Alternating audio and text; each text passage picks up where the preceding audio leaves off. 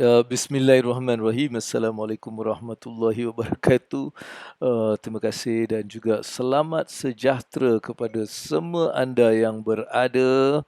Alright, hari ini kita tak dapat buat sesi pagi tadi kerana bekalan ataupun bukan bekalan lah, maksud saya keadaan internet semua macam tak best sangat. Tapi hari ini kita dapat bersama. Tengah hari ini saya dah ambil sedikit masa untuk saya dapat bersama dengan anda. Baru saja habis satu kelas saya habis 12 suku tadi. Dapat kita bersama-sama sekejap, alright, untuk kita berbincang seperti biasa. Hari ini topik dalam ilmu wang dunia akhirat yang sebenarnya berlangsung biasanya pagilah 9 sampai 10, dan lepas ni dia ada sedikit perubahan dalam masa. Nanti saya akan update dekat saya punya saya punya Facebook sebab kita nak buat setengah jam je. Lepas ni 9 suku sampai 9.45. Sebabnya saya ada 2 projek baru yang saya terpaksa beri sedikit masa dan saya ambil 15 minit awal 15 minit akhir. Jadi saya dapat habiskan projek tu, jadi saya dah boleh buat. Jadi kita potong daripada 1 jam kepada setengah jam, tapi pastinya kita masih mempunyai konten-konten yang pasti akan memberikan anda dia punya benda-benda yang sepatutnya, insya-Allah, right? Dan hari ini seperti yang saya tulis kat atas ni, cerita hari ini layang-layang cerita hari ini kita nak cerita pasal layang-layang. Mungkin anda yang selalu ikut Abang Habu, awak tahulah saya memang selalu bagi satu cerita motivasi, dan hari ini kita punya ilmu pula guide. Guide ni sebenarnya ilmu hari ini. Apa tu guide? Macam mana kita nak capai kita punya matlamat dengan menggunakan akronim hari ini. Akronim dia guide, alright. Dan anda juga boleh tanya saya soalan sebab hari ini kita daripada 12.30 lebih kurang dah pukul 1 sehingga waktu zuhur, setengah jam saya ambil masa untuk kita kita buat apa yang patutnya saya buat pagi tadi, alright. Dan ada juga yang dah WhatsApp nak Suhaimi, dia cakap, Bambu cakap pukul 12 nak on, persal tak on kan. Jadi saya rasa macam aku terlupa pula tadi. Jadi kita terus adalah benda ni, insya-Allah. Alright, terima kasih kepada panggil yang saya orang yang panggil saya handsome. Saya nak bagi tepukan kepada mereka yang baik panggil saya handsome. Itu dia. Kita akan bagi tepukan yang gemuruh kepada Latif. Lama dia tak dengar benda ni lama dia tak dengar tepukan-tepukan macam ni. Jadi kita selalu, sebab saya pagi saya selalu keluar sambil berlari, sambil berjalan tu kita buat talk. Tapi hari ni saya dapat lepak dekat office ataupun rumah ni. InsyaAllah ada anak saudara semua ada datang untuk hari Minggu ni kan, diorang macam datang-datang untuk berriadah dan juga bersilaturahim, insyaAllah. Okey, saya nak cerita pasal layang-layang. Ceritanya macam ni. Dia macam hari Minggu kan. Hari Minggu ni kan anak-anak, dia bawa anak kan, diorang beriadah. Jadi satu brother ni, nama dia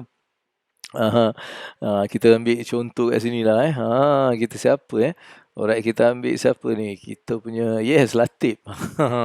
So Latif dia ada anak-anak dia. Jadi hari Minggu dia cakap, aku nak bawa anak-anak aku pergi jalan sikit. Jadi dia bawa anak dia seorang tu, anak lelaki dia. So dia berjalan sambil jalan tu dia pergi satu kawasan taman, dan kat kawasan taman ni diorang tengah main layang-layang.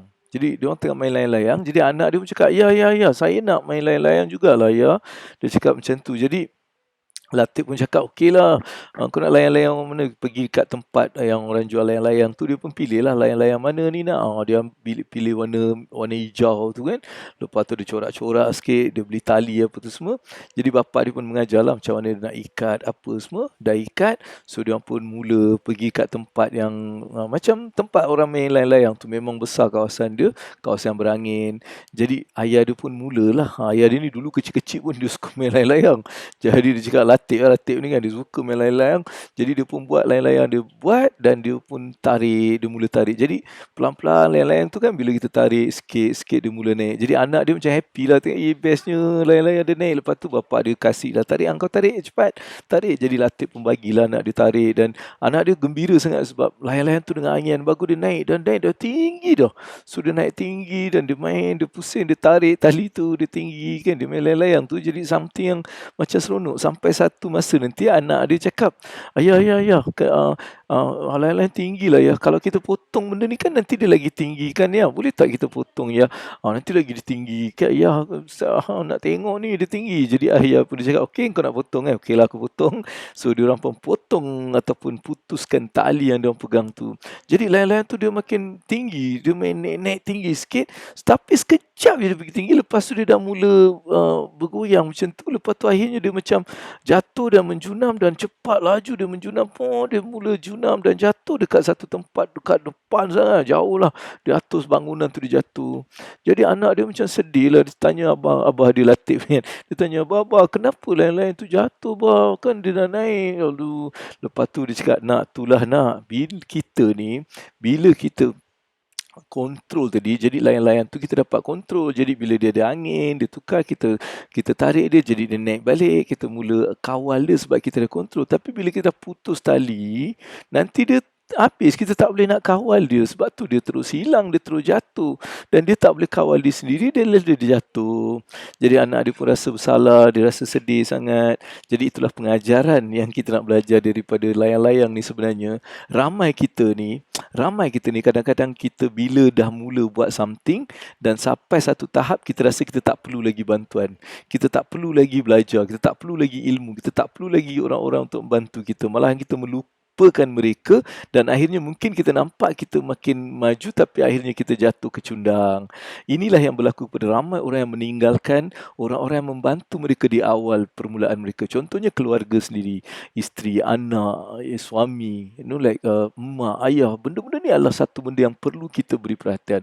Kemudian kita tengok rakan-rakan yang kita selalu masa kita biasa-biasa dulu dengan bantuan mereka. Siapakah mereka ni? Kita tak boleh tinggalkan mereka. Dan juga guru-guru yang pernah mengajar kita, guru-guru yang pernah mengajar kita, yang mengambil berat tentang kita, mula menunjukkan benda-benda. Jadi ini adalah benda-benda yang perlu kita berikan perhatian dan kita tak boleh tinggalkan mereka dalam apapun keadaan. Jadi inilah yang sebenarnya kita nak bagi tahu, sampai satu masa kita perlu sentiasa ada guide, orang yang meng-guide kita. Walaupun kita setinggi mana, setinggi jauh mana kita pergi, kita perlu ada orang yang guide. Kerana kalau kita tak di-guide, kalau kita tak diberikan satu panduan, mungkin kita akan kecundang dan kita akan jatuh tersungkur yang mungkin mengakibatkan kita lebih teruk sangat. Jadi pastikan dalam hidup kita ni sentiasa kita mempunyai orang-orang yang membantu kita, menyokong kita, dan jangan sekali-sekali pun tinggalkan mereka. Jangan sekali-sekali pun kita putuskan hubungan dengan mereka. Jangan sekali pun kita rasa kita dah boleh bergerak dengan sendiri, kerana ada masa-masa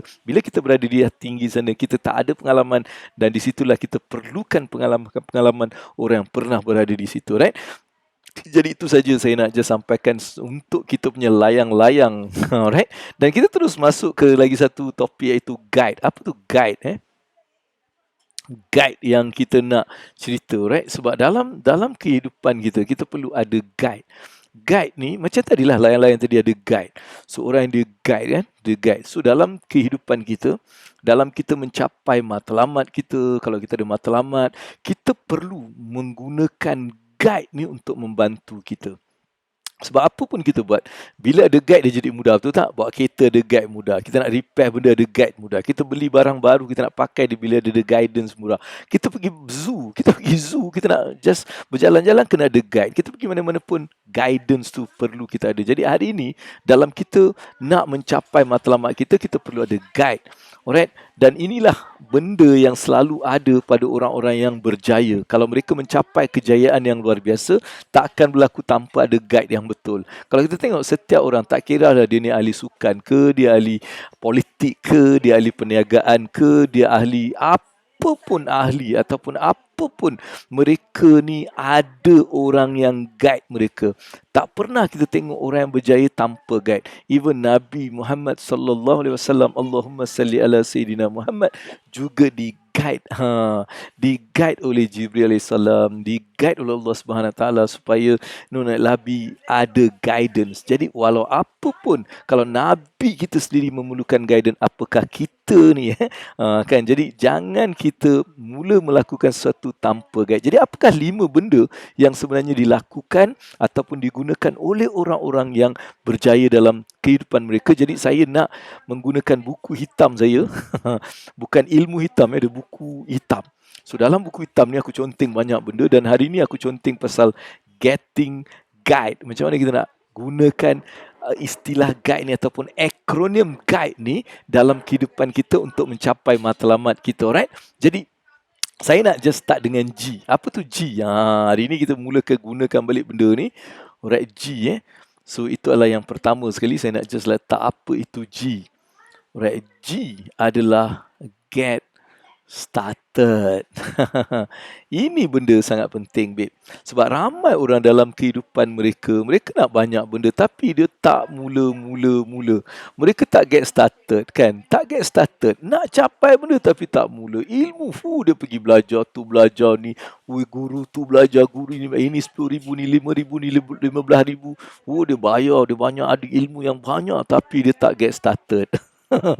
Tapi orang berjaya, kelakar, dia tak ada ilmu, dia tak pergi mana-mana. Dia get started saja dengan apa yang dia ada. Dia ada RM2, dia fikir apa aku boleh buat RM2 ni jadikan RM20. Dia mula menggunakan apa yang mereka ada. Aku tak ada ilmu ni, aku gunakan apa yang aku ada untuk aku mula dulu, lepas tu aku akan tambah baik. Kan? Itu yang berlaku pada orang-orang berjaya. Dan sebab tu dia bukan apa yang aku tahu tau, apa yang aku buat. Apa yang aku buat tu penting dalam kita mencapai kita punya matlamat. Kalau apa yang kita tahu tu tak guna kalau kita tak buat apa-apa. Tapi kalau kita buat dengan apa yang kita tahu, baru kita tahu apa yang perlu aku tahu lagi. Itu jam kita akan mula memilih untuk menambahkan ilmu, mendapatkan skill baru, teknologi baru dan sebagainya. Jadi dia punya secret adalah get started. Alright, mulakan sesuatu. Jangan kita duduk melambat-lambatkan. Jangan kita sentiasa dalam keadaan lambat dan sebagainya. Tak perlu, alright? Tak perlu kita dalam keadaan macam tu. Boleh ke boleh? Jadi pastikan anda dalam memulakan sesuatu. Jangan duduk diam tanpa memulakan sesuatu dalam perjalanan kita nak mencapai kejayaan, alright? So that's the first benda yang Abang Abu nak bagi pada anda. G stands for get started. Boleh type kat situ tak? Boleh tak korang type kat situ cakap get started. Okay. Kenapa dia terberhenti Mungkin korang dah hilang So aku cakap seorang-seorang ni. Alright, tak apalah. Kita cakap je lah seorang-seorang. So saya ingatkan diri saya balik kan. Jadi benda tu, that's the first one. Alright. Okay, yang kedua, bila saya nak tengok apa yang kedua adalah you. Dalam guide ni, yang kedua adalah you. So apa tu you pula? You adalah understand. Kejap understand. Okay.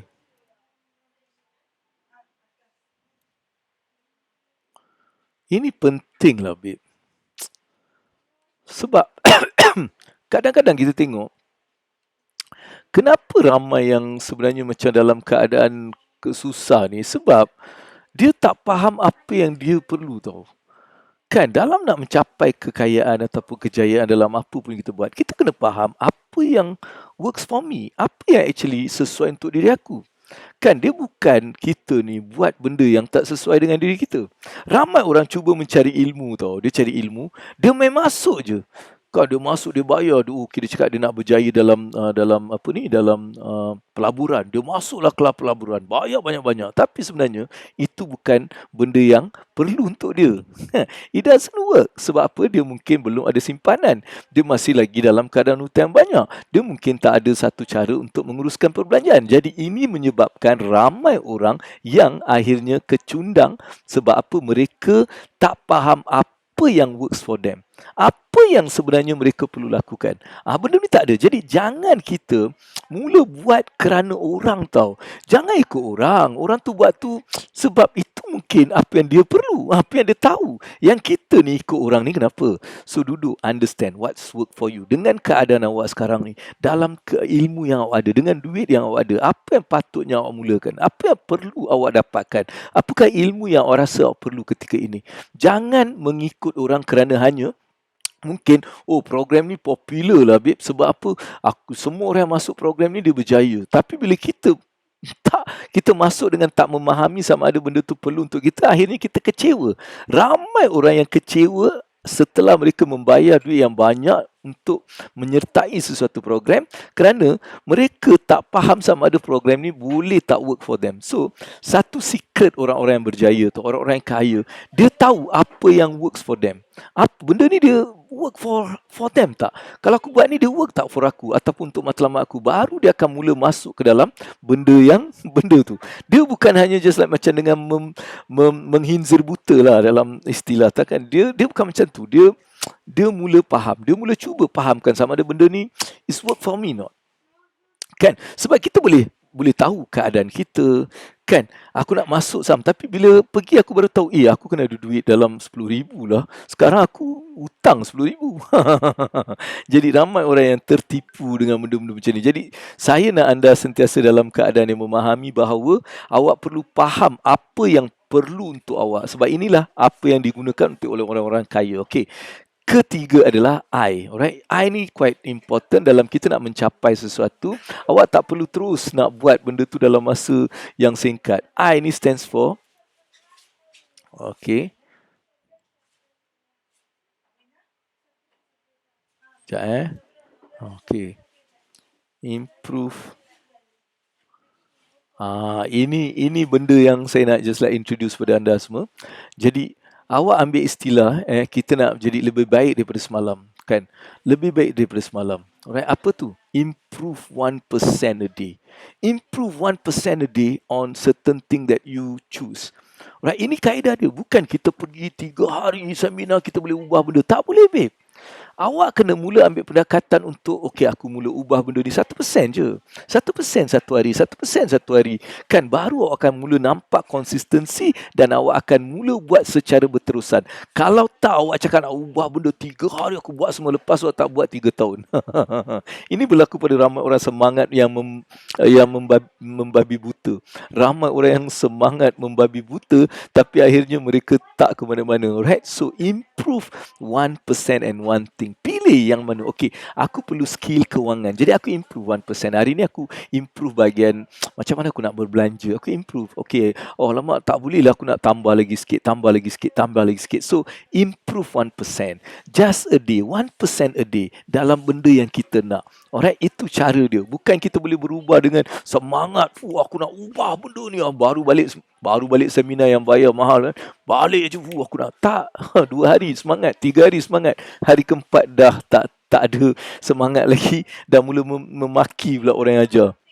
Kan? So inilah sifat-sifat manusia yang sebenarnya tak faham apa itu Allah ajar. Okay, hari ini lebih baik daripada semalam. Kita jadikan hari ini lebih baik daripada semalam. 1% improvement dalam apa yang kita buat. Solat kita 1% improve. Alright, 1% improve. 1% improve. Improve. Kalau hari ini kita buat tasbih mungkin 100 kali, kita tambah 120 kali ke 110 kali ke. Kita istighfar. Okay, hari ini 100. Besok 150, 200, 300. Kita tambah sikit. 1%. Alright. 1% a day, that is very important. Okay, dan saya sebab kita nak solat kejap lagi, saya kena cepat sikit sebab sekarang waktu Zuhur cepat. Okay, nanti ada soalan nanti saya cuba jawab, tapi let me just like settle this first. Okay, this is something yang lagi satu important juga. Okay, nanti saya tulis lagi satu supaya saya boleh terus bagi anda the whole thing. Okay, lagi satu adalah E, iaitu okay, E stands for, okay, evaluate. Okay, right. So, saya boleh senang sikit untuk saya macam terus bagi anda. Okay. So, D is deadline. Apa tu deadline? Sebab ramai orang, dia mula buat benda tanpa deadline. Kalau kita buat tanpa deadline, biasanya takkan buat apa-apa. So, setiap benda yang kita nak cakap, kita buat, kita ada deadline. Ini deadline, okay, aku nak buat benda ni dalam masa ni, aku nak habiskan benda ni dalam masa ni. Jadi that's the first benda yang kita perlu mula letakkan deadline. Sebab kalau kita tengok orang-orang berjaya, mereka mempunyai deadline dalam segala benda yang diorang letakkan sebagai target, goal. Okay, aku nak buat ni dalam masa ni, dalam masa ni, dalam masa ni. So mereka ada some deadline. Jadi kalau anda tak ada deadline, maka awak hanya angan-angan biasa saja. Awak boleh cakap bulan dan bintang dan itu, tapi kalau tak ada deadline, mana pergi bulan ke bintang ke, semua tak ada. Duduk kat bumi yang nyata ni, buat some deadline. So kita buat ni, okay, aku habiskan. Baru kita rasa macam bergerak menuju ke depan.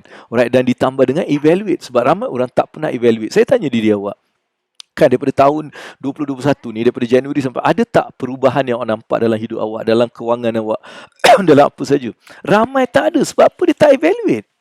Dia tak evaluate. Dia tak pernah memantau perjalanan dia. Berapa simpanan aku tanya sekarang? Tak tahu. Ramai tak tahu. Berapa simpanan ada? Sebab ramai yang tahu. Sebab apa? Tak ada. Dia cakap, berapa simpanan? Alah, mampu aku tahu dah berapa simpanan aku berapa. Aku tak ada simpanan. Jadi itu mungkin jawapan yang biasa. Kenapa mereka tak memantau? Mereka tak membuat satu deadline. Okey, dalam bulan 3 bulan ni aku nak simpan at least $1,000, RM1,000. Lepas aku nak tambahkan sikit.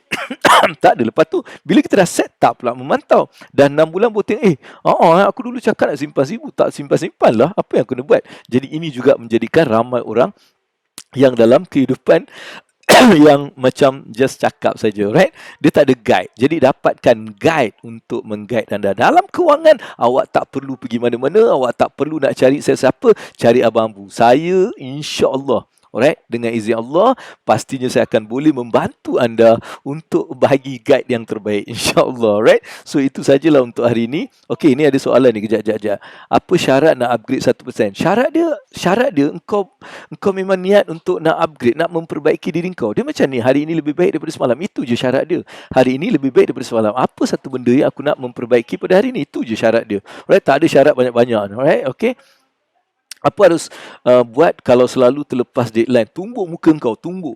Tumbuk muka kau sekali. Alright? Kau terlepas, tumbuk. Tumbuk dan kuat biar dia rasa. Supaya lain kali tak buat lagi. Sebab kalau tak buat macam tu, kau akan buat benda ni. Alasan. Dia akan jadi alasan. Tumbuk kuat-kuat. Tumbuk muka kau, tumbuk. Biar dia macam lebam sikit ke. Macam tu bagusnya. Haizan, itu saja yang boleh membantu anda. Ataupun kalau kau tak buat lepas ni, kau transfer aku RM50. Setiap kali tak buat deadline, kau transfer RM50 untuk Abang Ambu. Jadi nanti kau akan buat. Boleh Itulah, kalau dulu nak gunung, tak cari mentor pun, tapi cari guide. Apa beza guide dan mentor? Mentor ni duduk kat atas, dia cakap je, main sini. Itu mentor. Main sini, jom, main sini.